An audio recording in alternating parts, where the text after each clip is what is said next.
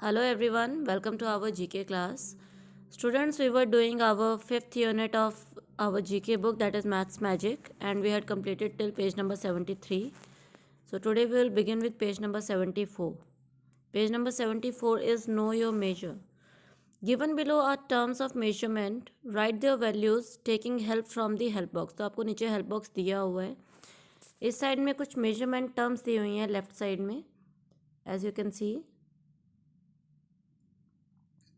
And here are the items कि वो measurement unit हम किस चीज़ के लिए यूज़ करते हैं. लेफ़्ट साइड में हमारी मेजरमेंट यूनिट्स हैं, जैसे आप केजी यूज़ करते हो, लीटर यूज़ करते हो, किलोमीटर यूज़ करते हो. ये क्या है? ये हमारी मेजरिंग यूनिट्स हैं. And left hand right hand side में हमें वो आइटम्स, वो गुड्स दिए हुए हैं, वो चीज़ें दी हुई हैं जिसके लिए हम वो यूनिट यूज़ करते हैं. तो बेकर्स डज़न, जनरली हम लोग जब डज़न की बात करते हैं तो वो 12 होता है, लेकिन जब बेकर्स डज़न एग्स की जब हम लोग बात करते हैं तो इट्स क्वांटिटी इज़ 13. तो इसी तरीके से हर चीज़ के बारे में देखो. रीम क्या होता है? जो हम लोग प्रिंट आउट लेते हैं, फोटोस्टैट्स करवाते हैं, तो वो पेपर का पूरा एक जो आता है आपका bundle, that is called the ream. और तो वन रीम में कितनी शीट्स होती हैं पेपर की? That is 500 sheets. So these are the measurement units for different commodities or items. Next is your page number. International shopping. International shopping मतलब कि हम लोग जब इंडिया में कुछ भी शॉप करेंगे, कोई सामान खरीदेंगे, तो we have to pay in rupees. But no doubt जब आप इंटरनेशनल मार्केट में करते हैं या फिर आप किसी और कंट्री में जाएंगे तो आपको वहाँ की करेंसी के अकॉर्डिंग परचेज़ करना पड़ेगा. एंड बेटा अगर हम लोग बात करें इंटरनेशनल मार्केट की, तो जनरली हर कंट्री की जो करेंसी है वो अलग होती है, और उसको जब हम लोग एक कंट्री की करेंसी को दूसरी कंट्री की करेंसी से कंपेयर करते हैं तो उसकी जो मनी वैल्यू होती है that is also different. International market में ऑल ओवर द वर्ल्ड जो काउंट है, जो मनी है, वो यूएस डॉलर में काउंट होता है. लेकिन फिर भी हम लोग जहाँ जिस कंट्री में जाएंगे हमें उस कंट्री के अकॉर्डिंग मनी पे करना पड़ेगा. लेकिन जो इंटरनेशनल ट्रांजेक्शन्स होते हैं that is done in US dollars. अब आप यहाँ पर देखेंगे अलग अलग कंट्री की आपको जो है यहाँ पे करेंसीज दी हुई हैं, and we have to change them into Indian rupees. अब कैसे चेंज करेंगे? जैसे फर्स्ट है American dollar.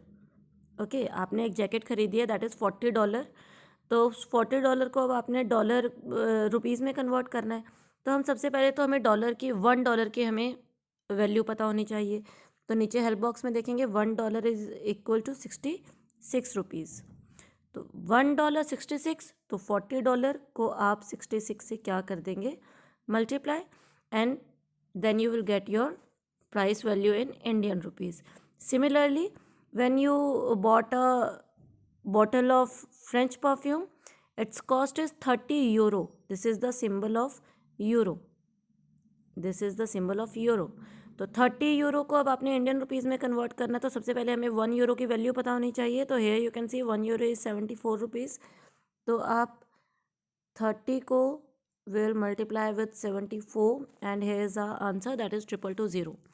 So in this way all the currencies are given here, that what is their Indian rupees value, and then you have to multiply the given price with that value and you will get your answer. Okay, our next page is scratch your head. Of course it's bit difficult, that is why the heading is given here, scratch your head. The first is insert numbers into the remaining blank square so that all the calculations are correct while reading both across and down. तो आप देखेंगे आपके इसमें कुछ numbers हैं जो पहले से लिखे हुए थे, if you see in your book, लेकिन जो मैंने टिक किए हैं ये नंबर्स पहले ही लिखे हुए थे, लेकिन बाकी के नंबर आपको फिल करने हैं. तो ये बहुत ज़्यादा डिफ़िकल्ट नहीं रहेगा आपके लिए, क्योंकि देखो यहाँ पे दिया हुआ है 3 and 9, it was already return, और आपका आंसर आना चाहिए 4. तो 3 + 9 इज़ 12. और 12 का और नेक्स्ट जो हमारा सिंबल है दैट इज़ डिवाइड. तो 12 को आप किस नंबर से डिवाइड करोगे कि आपका आंसर 4 आ जाए, है ना? तो ऑफकोर्स 3 से. तो यहाँ पर हमने इसको इस बॉक्स में क्या लिख दिया? 3. ऐसे ही 4, अब आप यहाँ पे देखेंगे मैं सबसे नीचे वाली रो बता रही हूँ आपको, 4 मल्टीप्लाई 3, मल्टीप्लाई वाला बॉक्स आपका खाली था मल्टीप्लाई के बाद, 4 multiply dash plus 4 is equal to 16। तो बॉड मास के अकॉर्डिंग पहले आप मल्टीप्लिकेशन करेंगे, बाद में आप एडिशन करेंगे। तो for that you have to multiply 4 with that number जिसको 4 में ऐड करने के बाद यू विल गेट 16। तो 4 में आपको कितना ऐड करना है कि आपको 16 मिल जाए? हमें ऐड करना है 12। तो यानी कि अब हमें 4 को उस नंबर से मल्टीप्लाई करना है जिसको मल्टीप्लिकेशन के बाद जिसका प्रोडक्ट कितना आना चाहिए? 12 आना चाहिए। तो ऑफ कोर्स 4 3 ज़ा 12। इसी तरीके से हमने ये सारी रोज़ एंड ये सभी कॉलम्स जो हैं फिल किए हैं।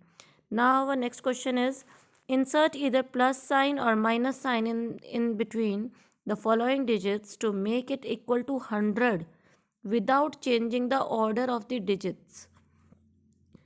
अब order of the digits, order means आपको 9 से लेकर 1 तक के सभी डिजिट्स यूज़ करने हैं, ओके, एंड ऑर्डर चेंज नहीं होना चाहिए। अब आपको क्लू यहाँ पे दिया हुआ है ओनली 3 प्लस एंड 1 माइनस। तो हमने 98, देखो आप देखेंगे सभी जो डिजिट्स है those are in proper sequence, 9 8 7 6 5 4 3 2 1। तो 98 minus 76 plus 54 plus 3 plus 21 is equal to 100। Next is how can you arrange the numerals 1 to 9 in 2 groups. आपने अब इन नंबर्स को इस ग्रुप में लगाना है। एक तो कोई भी नंबर रिपीट नहीं होना चाहिए। देखो हमने नंबर यूज़ करने हैं 1 to 9। इनमें से कोई भी नंबर उठा के कोई भी डिजिट्स उठा के आपको 2 नंबर्स बनाने हैं जिनका टोटल आना चाहिए 177 और कोई भी नंबर रिपीट नहीं होना चाहिए, राइट। सो फर्स्ट हमने बना दिया 173 प्लस 4 दैट इज़ 177। अब हमारे पास बचे 2 9 5 8। तो हमने किया 85 plus 92 that is 70, again 177। Next is where would you place 9 and 10 to keep the sequence going. अब देखते हैं हम सीक्वेंस क्या है इसमें। आप देखेंगे 9 and 10 हमने प्लेस करना है, एक तरीके से काउंटिंग है। तो 1 हमारा डिनोमिनेटर में है, तो 1 नीचे है, 2 ऊपर। अब जो नेक्स्ट डिजिट है 3, वो 3 भी ऊपर है, देन 4 नीचे। तो इसका मतलब हमारा सीक्वेंस क्या चल रहा है? हमने नीचे से शुरू किया 1 2 3 4 5 6 7 8। तो अब 9 के लिए हमारा लाइन कहाँ जाएगी? 9 10। तो इसलिए 9 नीचे डिनोमिनेटर में एंड 10 ऊपर न्यूमरेटर में। This logic is used here. Next question is a car has a 3 digit number. एक कार है जिसका नंबर 3 डिजिट में है, which is square of number 25, जो कि 25 का स्क्वायर है, यानी 25 मल्टीप्लाई बाय 25। तो जब आप 25 एंड 25 का स्क्वायर निकालेंगे तो इट विल बी 625। तो यानी कि हमारा एक कार का नंबर कितना है? 625। The other car also has the same 3 digit number. उसका भी सेम 3 डिजिट नंबर है। सेम मतलब डिजिट्स सेम है, इन्होंने सेम नंबर नहीं बोला, सेम 3 डिजिट नंबर बोला है। बट चेंज क्या है? The first digit of the first car. अब हमारा फर्स्ट कार का नंबर क्या है? देखो 625। अब ये क्या कह रहे हैं? सेकंड कार का नंबर हमें फाइंड आउट करना है। The first digit of the first car यानी कि 6 has become the last digit of the second car. तो 25 को हमने ऐसे ही छोड़ दिया। अब ये कह रहे हैं कि जो फर्स्ट डिजिट है वो सेकंड कार के नंबर में लास्ट में है, तो हम 6 उठा के उसको लास्ट में लिख देंगे। तो ऑफ कोर्स हमारा सेकंड आंसर क्या होगा? सेकंड कार का डिजिट हमारा क्या है? 256। आई होप ये क्वेश्चन भी आपको क्लियर है। Then our next question is a number is equal to the cube of the sum of its digits. कि जो नंबर्स दिए हुए हैं 413 711 एंड 512, ये तीनों ही नंबर जो है अपने जो इसमें डिजिट्स यूज़ किए गए हैं, इफ़ विल ऐड देम तो उनके क्यूब के अकॉर्डिंग आएगी। Cube means they will be multiplied thrice, 3 time हम उनको मल्टीप्लाई करेंगे। तो 4 + 1 5, 5 + 1 3, सॉरी 4 + 1 5, 5 + 3 8, 8 मल्टीप्लाई 8 मल्टीप्लाई 8। तो आप मल्टीप्लाई जब इसको करेंगे तो ऑफकोर्स आपका आंसर क्या नहीं आएगा? 413 नहीं आएगा। ओके, क्योंकि 8 के टेबल में कहीं भी लास्ट में 3 नहीं आता, तो इट इज़ वेल नोन बेटा, आपको करने की भी ज़रूरत नहीं है। आप देखो 8 का टेबल आप 10 तक पूरा काउंट करोगे तो कोई भी आंसर आपका ऐसा नहीं है जिसके पीछे 3 आता हो, और इसके पीछे 3 है, तो ये तो आपका आंसर हो ही नहीं सकता। सेकंड, 7 + 1 8, 8 + 1 9, 9, तो हम करेंगे 9 × 9 × 9, 9 9 से 81, 81 को आप 9 से मल्टीप्लाई करेंगे तो आपका पीछे 9 ही आएगा, लेकिन यहाँ पर पीछे 1 है तो आपको आगे मल्टीप्लाई करने की भी ज़रूरत नहीं है। देखो बेटा, कंसेप्ट दोबारा समझाऊंगी। इन तीनों डिजिट्स को हमने प्लस करना है, हमारा एडिशन आया 9, हमने उसका क्यूब निकालना है, मल्टीप्लाई 9 × 9, 9 9 ज़ा 81, 81 को जब आप फिर से 9 से मल्टीप्लाई करोगे तो आपका पीछे वाला लास्ट डिजिट क्या आ रहा है, 9 आ रहा है, लेकिन यहाँ पर लास्ट डिजिट है 1, तो हमें आगे मल्टीप्लाई करने की ज़रूरत ही नहीं है। ओके, नेक्स्ट इज़ 512, तो 5 + 1 6, 6 + 2 7, 7 × 7 × 7, 7 7 ज़ा 49, 49 को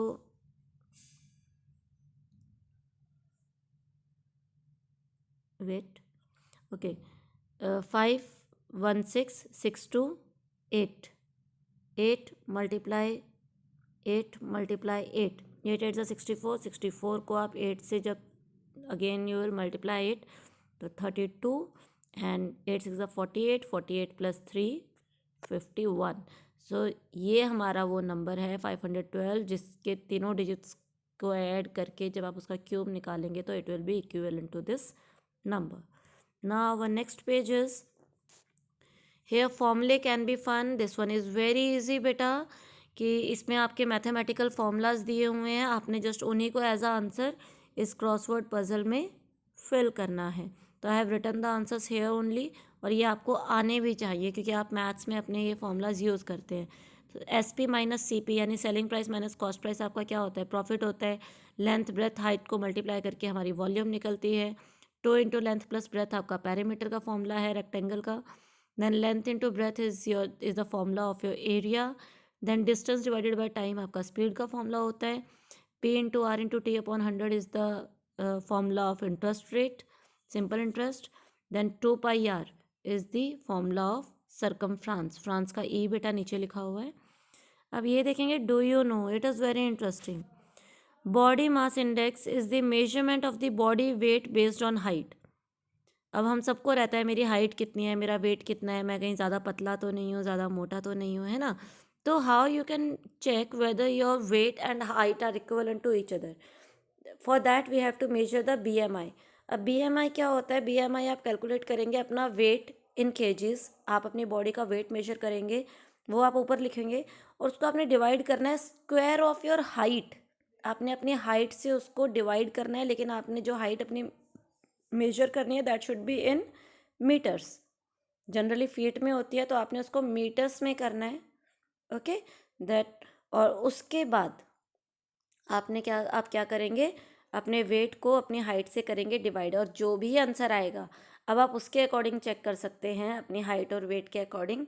अगर इस टेबल को आप यूज़ करके, यहाँ पे दिया हुआ है अगर आपका वेट बिलो 16 है तो it means you are thin, 16 to 17 है तो मॉडरेटली थिन, 17 to 8.5 है तो you are mildly thin, 18.5 to 25 you are normal. तो इस तरीके से you can check whether according to your height your weight is appropriate और not. Okay, now this is the last page of our this unit, fact file, and it is about Bhaskaracharya. Bhaskaracharya was a renowned Indian mathematician and an astronomer of medieval India. तो medieval India के जो है ये बहुत ही great and he was a well known mathematician, Indian mathematician, और इनका पूरा नाम भास्कराचार्य है, भास्कर आचार्य, उसको जोड़कर भास्कराचार्य बना है बेटा। And he is also known as Bhaskara, इनको जो है अकेले भास्कर के नाम से भी जाना जाता है। बॉर्न इन बीजापुर, अब इनका जन्म कहाँ हुआ था, बीजापुर में हुआ था, which is presently known as Karnataka. And of course because he was a great mathematician, he grew up to be a brilliant scholar in mathematics. He was influenced by Brahmagupta the famous mathematician and astronomer of 7th century. अब वो किससे प्रभावित थे, किससे influence थे वो, तो वो इन्फ्लुएंस थे उनके समय में जो ग्रेट मैथमेटिशियन थे ब्रह्मगुप्ता जी, उनसे वो बहुत ज़्यादा इन्फ्लुएंस्ड थे और उन्हीं के कारण जो है उनका इस फील्ड में इंटरेस्ट आगे बढ़ा। He wrote one book that is called Siddhanta Shiromani which was written in 1150 AD when he was just 36 years old. तो 36 साल 36 ईयर्स ओल्ड 36 ईयर्स की एज में जो है he has written this book. After that Siddhanta Shiromani consist of, अभी ये जो पूरी बुक थी बेटा इनकी सिद्धांत शिरोमणि, ये एक्चुअल में 4 पार्ट्स में डिवाइड थी। Okay, the first one was Lilavati. It is based on calculation and measurements, यानी इस पार्ट को हम कहते थे अरिथमेटिक। अरिथमेटिक यानी प्लस माइनस मल्टीप्लाई जो हम करते हैं। ओके, तो फर्स्ट पार्ट वाज लीलावती, जिसको आज के समय में हम अरिथमेटिक कहते हैं। सेकेंड पार्ट वाज बीज गणित। सेकेंड पार्ट इज बीज गणित, जिसको हम एल्जेब्रा कहते हैं। That is called algebra. It is based on equations. Third one is Graha Ganita. ग्रह प्लैनेट्स को हम कहते हैं, तो it is based on the study of planets और motion of planets. Okay, and there was one more जिसको आज के समय में हम कहते हैं स्टडी ऑफ स्फीयर्स, गोल अध्याय। उस बुक में जो उसका नेम है दैट इज गोल अध्याय। गोल मतलब सर्कल, तो स्टडी ऑफ स्फीयर्स और सर्कल इज कॉल्ड गोल अध्याय। तो इस तरीके से इस बुक को जो है टोटल 4 पार्ट्स में डिवाइड किया गया है। His other work was Karana Kutuhala. He also developed the Yasti Yantra, a device to measure angles. इन्होंने एक और डिवाइस भी बनाई है, एक इंस्ट्रूमेंट बनाया है जिसके थ्रू हम एंगल्स जो है वो नाप सकते हैं। अब आज आप लोग एंगल्स को कैसे मेजर करते हैं, किस तरीके की डिवाइस आपके बॉक्स में रहती है ना, डी शेप, उससे आप लोग एंगल्स नापते हो। तो ऐसे उन्होंने एक डिवाइस जो है वो इन्वेंट की जिसको नाम दिया गया यस्ति यंत्र। So students, here our this unit of maths magic is finished. It was really very interesting. I hope you all also enjoyed it.